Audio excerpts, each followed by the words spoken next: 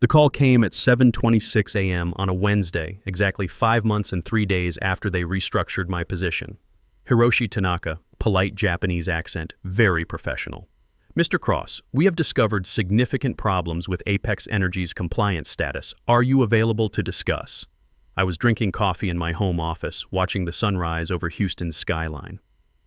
5 months earlier, I'd been Apex's senior compliance director. Now I was about to find out they'd made a $750 million mistake.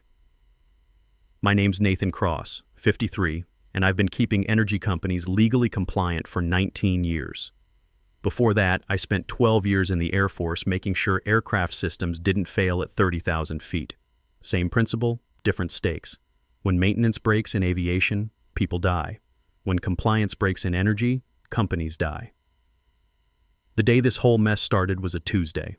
Cody Patterson walked into our monthly safety review and called my compliance team legacy overhead with outdated processes. I knew right then Apex Energy was heading for a cliff.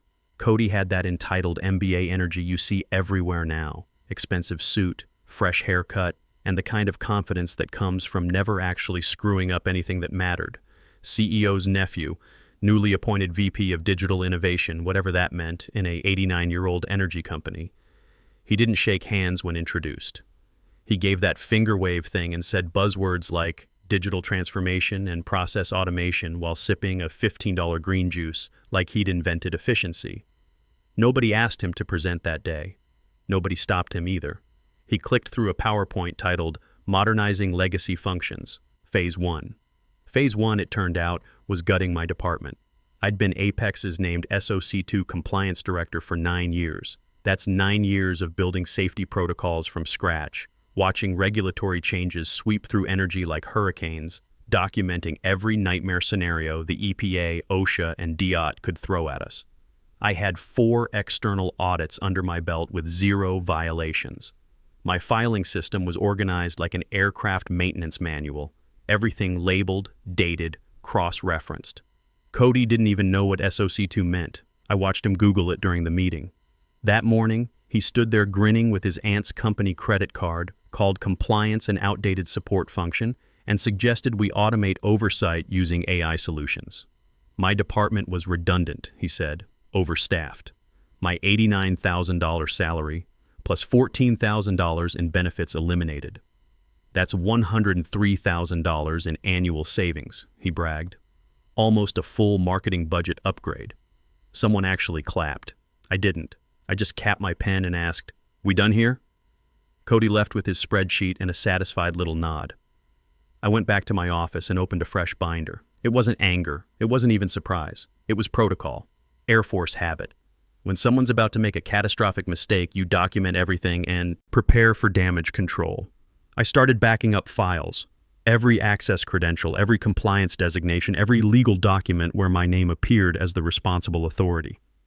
Most people at Apex didn't realize our entire regulatory framework still required my formal signature. Every quarterly filing, every safety certification, every audit response had Nathan Cross listed as primary contact.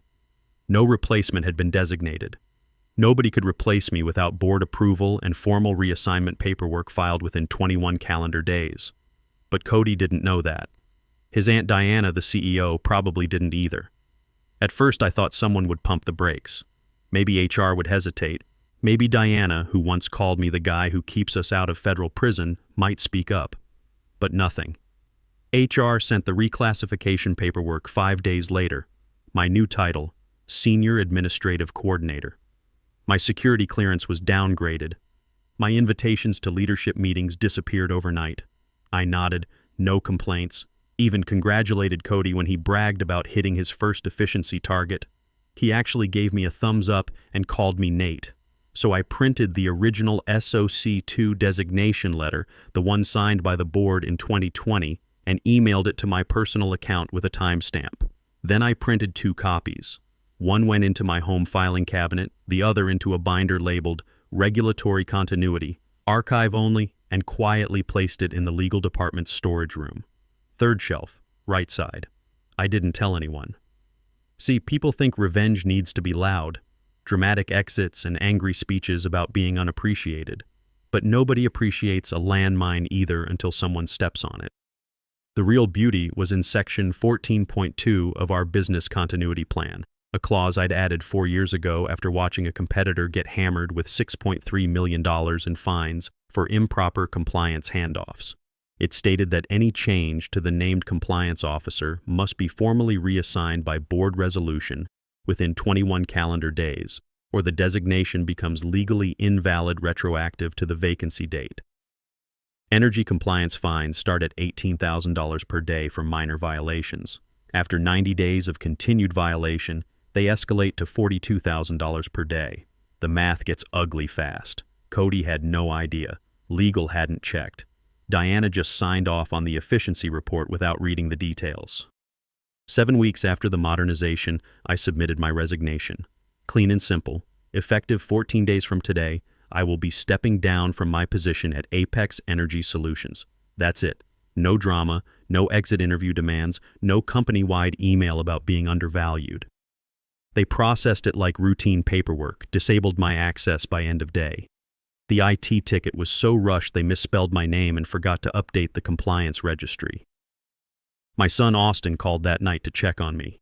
He's a junior at Texas A&M studying engineering. Smart kid, smarter than his old man, in most ways, but he inherited my attention to detail. Dad, you sure about this? What about my tuition? Spring semester's coming up.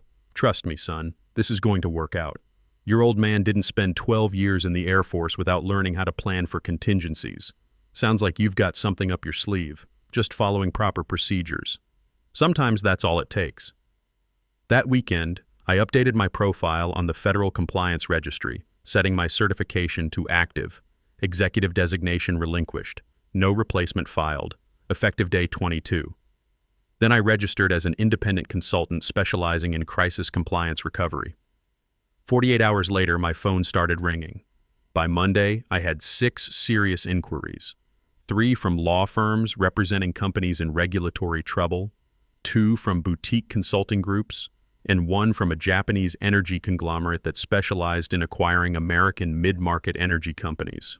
That last one made me smile. Across town, Apex hummed along without missing a beat. No exit procedures, no knowledge transfer, no replacement training. Cody was already planning phase 2 of his optimization strategy. Diana started talking about the company's new agility mindset in industry interviews.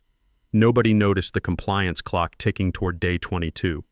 I set up shop in my home office, same desk I'd used for weekend work, same view of the neighborhood. My first consulting contract paid $325 per hour. The math worked better than my old salary. Every morning, I'd check the calendar on my phone, counting days. Day 43 of Apex's compliance violation, I got a call from an energy company in Oklahoma. Their compliance director had quit without notice, and they were facing a regulatory audit in 5 weeks. Panic mode. I quoted them $400 per hour plus expenses for a 6-week emergency engagement. They said yes before I finished the sentence. Day 67, I was on a plane to Colorado helping a natural gas company navigate an EPA investigation. Their previous compliance team had missed a filing deadline. The potential fines were in the millions. My job was to reconstruct their documentation trail and prove good faith compliance efforts, Air Force precision, and attention to detail. Same skills, different battlefield. Day 90, the escalating fine structure kicked in for Apex, not that anyone there knew it yet. Energy compliance violations become exponentially more expensive after 90 days. The daily penalty jumped from $18,000 to $42,000. Still invisible, still accumulating, still retroactive, to day 22. Meanwhile, industry contacts started reaching out. Word travels fast in energy circles, especially when companies make stupid compliance moves. A former colleague at Shell called Day 95. Heard Apex let you go. Their loss, our gain if you're interested. By day 100, I had 3 standing offers from major players, all paying significantly more than my old Apex salary. Day 112, I was back in Houston when Austin called with news. He'd been accepted into Texas A&M's Accelerated Regulatory Engineering program. New field, growing demand, excellent job prospects. Guess who inspired me to look into it, he said. Your old man's rubbing off on you. More like I realized there's job security in keeping people out of trouble. Plus, the starting salaries are really good. That conversation made everything worth it. Austin understanding that expertise matters, that experience has value, that's what a father wants to hear. Day 125, word came through the grapevine that Apex was struggling with their latest EPA filing. Nothing major, just the kind of routine submission that used to cross my desk every quarter. Except now, nobody at Apex knew the specific format requirements or which federal office to submit to. They'd hired a junior associate to handle compliance, fresh MBA with zero energy experience. Kid was in over his head. Day 137, Apex announced the deal of the century. Press release went out at 10 a.m., Apex Energy Solutions to be acquired by Yamamoto Corporation for $750 million. The story made the Houston Business Chronicle front page.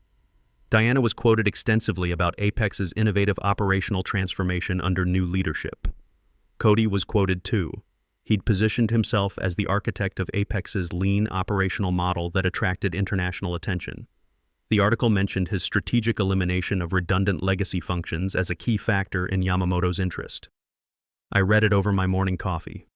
Austin saw me smiling at the newspaper. "Good news?" he asked. "You could say that. Sometimes patience pays off." The announcement didn't surprise me. Yamamoto had been circling American energy companies for 2 years, looking for acquisition targets with strong operational efficiency. On paper, Apex looked perfect. Reduced overhead, streamlined operations, impressive cost savings. What they didn't know was that those cost savings came from eliminating actual expertise. Day 145, word leaked that Yamamoto's due diligence team was flying in from Tokyo. Professional, thorough, and led by Dr. Kenji Nakamura, who spoke 4 languages and had the kind of attention to detail that made Japanese engineering legendary. His team included Hiroshi Tanaka, a compliance specialist who'd spent 18 years auditing American acquisitions for Japanese companies. I knew Hiroshi by reputation. We'd never met, but industry colleagues described him as meticulous to a fault. If there was a compliance problem, he'd find it, and once he found it, he'd document it with surgical precision. Day 150. The Yamamoto team arrived in Houston. They spent the first week reviewing financial records, operational metrics, and safety protocols. Everything looked clean. Cody had prepared beautiful presentations about streamlined operations and reduced overhead. The numbers were impressive. The timeline was aggressive. Diana had already started talking about integration plans. Yamamoto executives were optimistic. This looked like exactly the kind of lean, efficient American energy company they wanted in their portfolio. Apex's management team was confident. Legal had reviewed everything twice. The deal was on track for closing in 3 weeks. Stock price jumped 12% on the announcement. Local business press called it a perfect strategic fit. Diana did interviews about Apex's transformation into a next-generation energy company. Day 155, I got a call from a headhunter. Major consulting firm wanted to discuss a senior position. "Your reputation in crisis compliance is impressive," she said.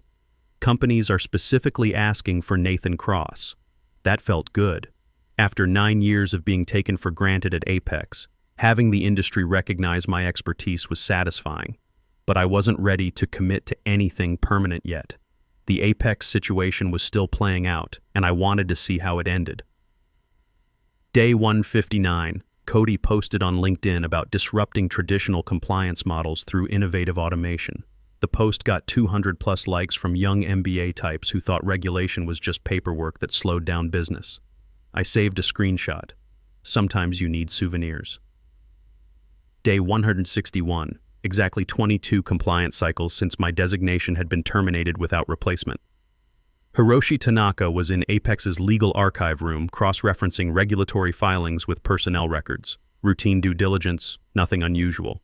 He wasn't looking for problems, just verifying that all certifications were current and properly maintained. That's when he found my binder. 3rd shelf, right side, exactly where I'd left it 5 months earlier. Regulatory continuity. Archive only. The timing wasn't accidental. I'd calculated when a thorough due diligence would likely reach the compliance documentation phase. Japanese companies are predictable that way, methodical, systematic, comprehensive. They always save regulatory review for the 2nd week after financials but before operational assessment. Hiroshi opened the binder and started reading. The original SOC2 designation letter, the business continuity plan with section 14.2 highlighted, the timeline requirements, the board resolution from 2020 that was never superseded. He spent 2 hours going through every document. Then he cross-referenced the dates with Apex's current compliance registry. The math was simple and brutal. Day 22 through day 161 equals 139 days of compliance violation. First 90 days at $18,000 per day equals $1,620,000. Remaining 49 days at $42,000 per day equals $2,058,000. Total exposure, $3,678,000, and climbing at $42,000 per day until resolved. But it got worse. Because no replacement had been designated, every regulatory filing, every safety certification, every compliance document submitted during those 139 days was legally invalid. Apex had been misrepresenting its regulatory standing to customers, insurers, and potential buyers for over 4 months, including Yamamoto Corporation. Hiroshi called Dr. Nakamura immediately. Day 162, Friday morning, 9:30 a.m. Hiroshi Tanaka walked into the Apex boardroom carrying a folder that would destroy everything Cody had built. "Who is Nathan Cross?" he asked, setting the folder on the conference table. Cody looked confused. "He used to work here. We restructured his position last year as part of our operational optimization, but he is still listed as your named SOC2 compliance officer," Hiroshi said, opening the folder.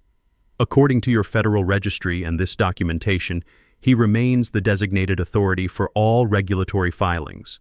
Diana leaned forward. "That's impossible. We handled his transition months ago." Hiroshi wasn't smiling. "Where is the board resolution replacing him? The formal reassignment documentation? The updated federal notifications?" Silence. Cody started typing frantically on his phone.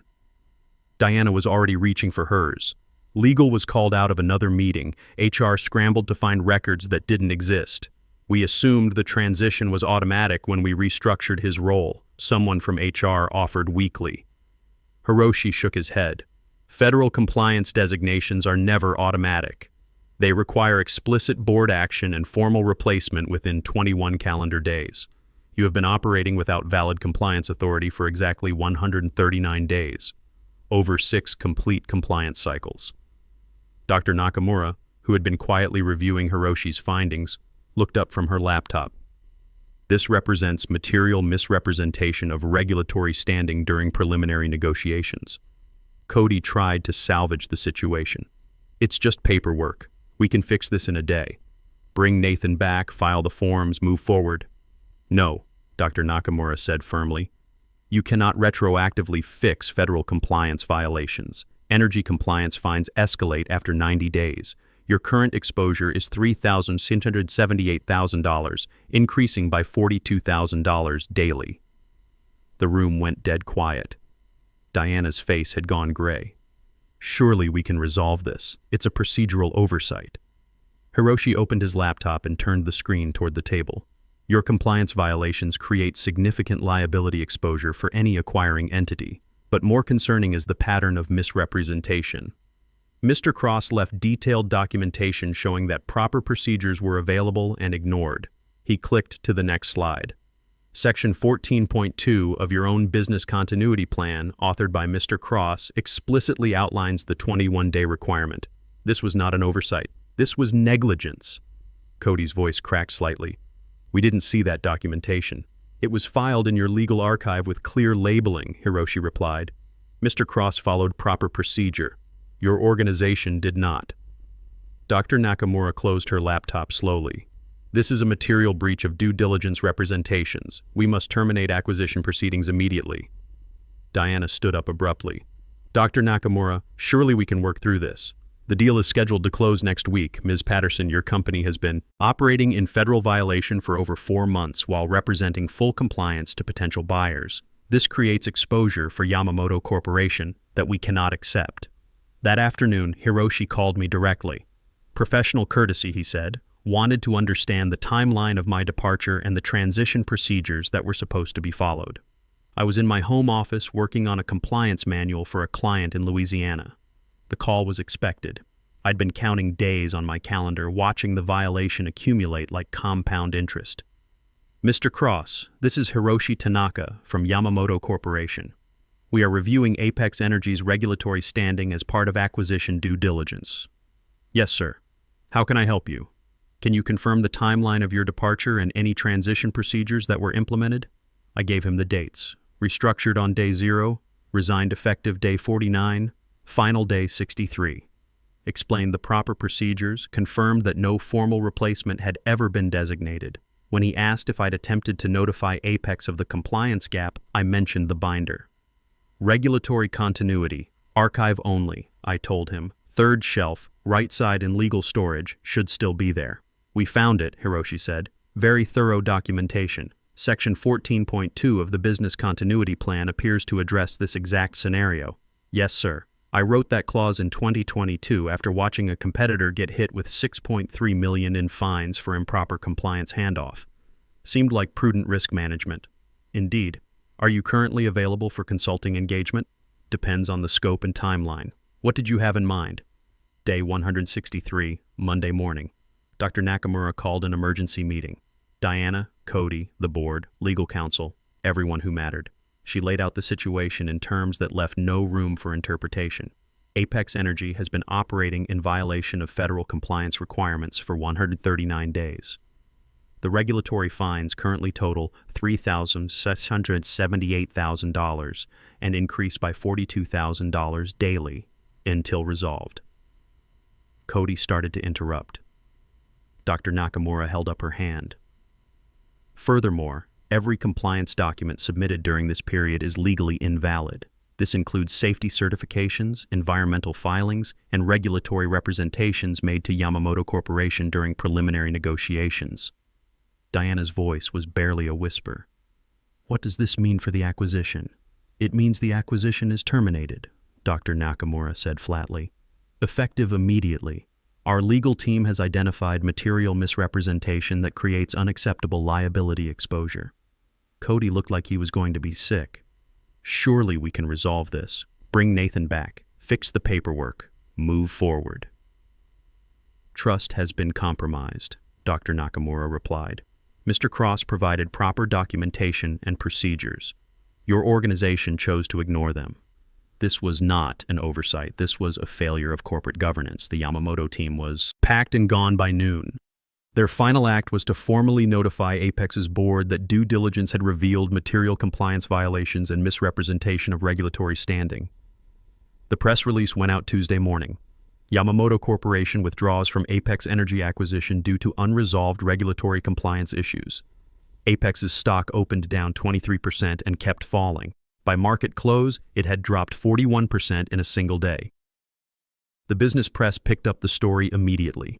Headlines like, "Compliance failure kills $750 million deal," and "When cost cutting goes wrong." The Houston Business Chronicle ran a feature titled, "The $750 million Mistake: How Apex Energy Lost the Deal of a Lifetime."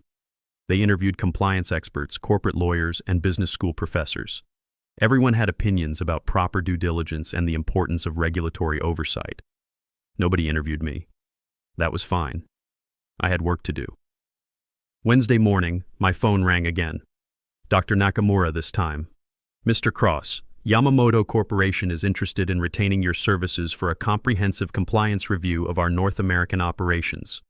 24-month contract, $425 per hour, full autonomy over methodology and timeline. Are you available? I looked around my home office. Same desk, same view, and a stack of consulting contracts that had tripled my old salary. Yes, ma'am. I'm available. Day 167, Diana Patterson announced her early retirement, effective immediately. The press release cited personal reasons and desire to spend time with family. The board called an emergency meeting to discuss leadership transitions and operational restructuring. Stock continued falling, down 52% from pre-announcement levels. Cody was asked to submit his resignation by Friday. No press release for that one. Word leaked through industry channels that he was exploring opportunities in the tech sector. Translation: nobody in energy would touch him. Day 175, local business press reported that Apex was being sold in pieces to various buyers. The original headquarters building was leased to a tech startup. Most of the energy assets went to a competitor in Oklahoma. Nobody wanted the corporate entity with its compliance liability exposure. Austin called that weekend, excited about his acceptance into Texas A&M's regulatory engineering program. He'd been following the Apex story in the business news. "Dad, they're using this as a case study in my business law class.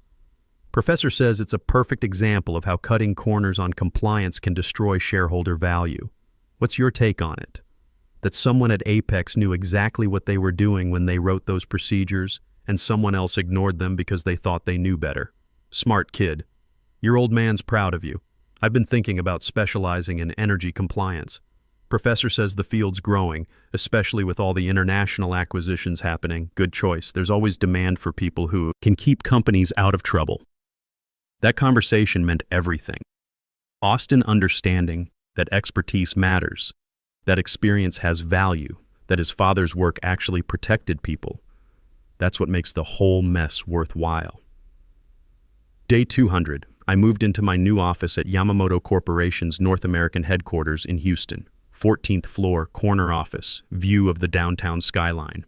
My assignment was comprehensive. Review compliance procedures for all Yamamoto U.S. energy facilities and recommend improvements. The work was familiar, but the scale was impressive. 9 energy facilities across 6 states, each with different regulatory requirements and local compliance challenges. Yamamoto wanted a unified system that could handle federal oversight, state regulations, and international standards. They valued expertise. They understood that compliance wasn't just paperwork. It was the foundation that kept companies operational and profitable. The contrast with Apex was stark. At Yamamoto, when I explained regulatory requirements, executives listened. When I recommended safety protocols, they implemented them immediately. When I suggested additional training, they allocated budget without question. This was a company that understood the difference between cost and investment. Day 230. The final regulatory settlement was announced. Apex's insurance covered most of the $3.678 million in accumulated fines, but the company's reputation was finished. The business press called it a cautionary tale about the hidden costs of aggressive cost-cutting. Austin texted me that evening, following in Dad's footsteps. Turns out there really is job security in keeping people out of trouble. Day 365, 1-year anniversary of my restructuring at Apex. I was sitting in my Yamamoto office reviewing a compliance report that would wrap up my first quarterly assessment. 9 facilities, unified procedures, 0 regulatory violations, projected annual savings of $3.1 million through improved efficiency and reduced legal exposure. Dr. Nakamura had already asked about extending the contract. Yamamoto was expanding their U.S. operations and wanted me to help evaluate potential acquisitions. The work was interesting, the pay was excellent, and the company actually valued compliance expertise. Some people spend their careers trying to be seen. I spent mine knowing where the emergency exits were located. My mistake at Apex was assuming someone else would read the safety manual when I left. They didn't replace me, they erased me. And like any good safety protocol, the consequences were built right into the system. Cody had called compliance legacy overhead with outdated processes. Turns out legacy knowledge is what keeps companies alive when the regulations change and the lawyers come calling. Apex learned that lesson too late. Austin's right about job security. There's always demand for people who can keep companies out of federal prison. Business is good, really good. The Apex building site's mostly empty now. For lease signs in the windows, different tenants every few months. Cody's consulting business never got off the ground. Diana's retirement in the suburbs is probably comfortable, but her reputation in Houston energy circles is finished. Me? I'm the guy companies call when they want to make sure their compliance director is irreplaceable, because experience beats innovation every single time, especially when the stakes are measured in hundreds of millions and someone's counting on you to know where all the exits are located. Just took them $750 million to figure that out.